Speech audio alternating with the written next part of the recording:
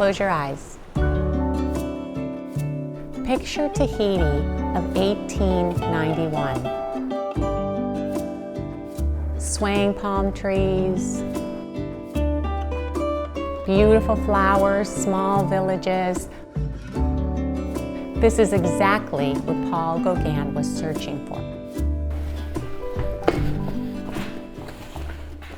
Welcome back to the Jigsaw Puzzle Vault. Today we're traveling back to 1891 when Paul Gauguin painted one of his first Tahitian landscapes. Springbok turned that masterpiece into a puzzle, and we're going to piece together both the image and the story.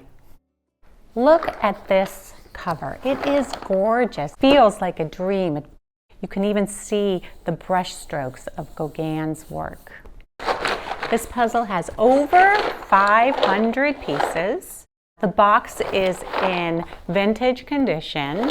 We've got our early Springbok gazelle logo. On the back, something written about the contents of the cover from the Minneapolis Institute of Arts, where the original Tahitian landscape hangs. Oh yeah, there you go. Here's a fun fact. You can often tell the age of a Springbok puzzle by the color of the backing. Red, like this Springbok, was typically used on rectangle puzzles between the years 1967 and 1973.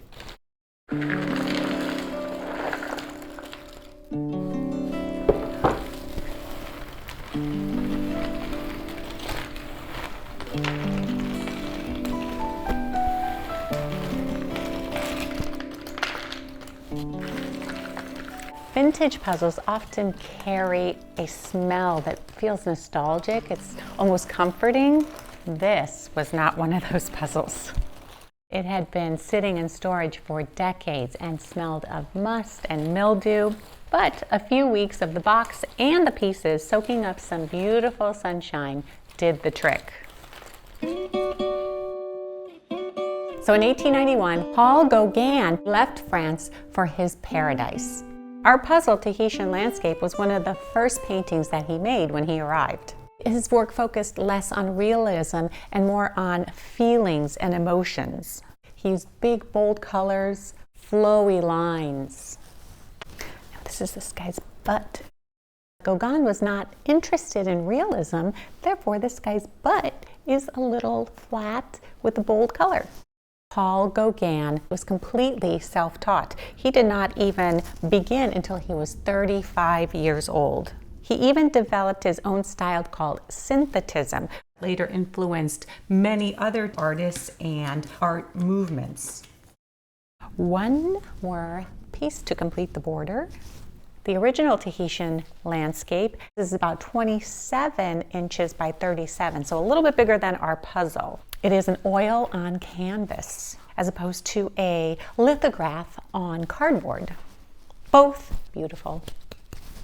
Sadly, during his lifetime, he barely sold a thing, and the critics were harsh on him. They did not like his work or his style. But after he died in 1903, his reputation skyrocketed, and a few years later, people were calling him one of the key figures in modern art. We are getting so close to finishing this beautiful masterpiece.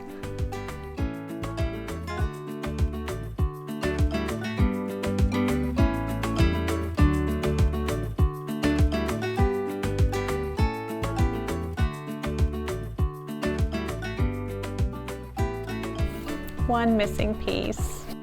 October 3rd, 2002. This piece has been missing for over 20 years. Look at that. There it is. So this was a fantastic build. No two pieces are quite the same cut. The colors hold up after all these years. The blues, the greens, the yellows. You can see why Paul Gauguin fell in love with Tahiti. Thanks for joining this episode of the Jigsaw Puzzle Vault. Join us next time where we're going to trade our Tahitian sunset colors for a Springbok garden that never fades. Don't worry, no green thumb needed, just a love of puzzles, curiosity, and a desire for fun. Until next time, keep puzzling, and remember, every piece and every brushstroke has a story. See you then.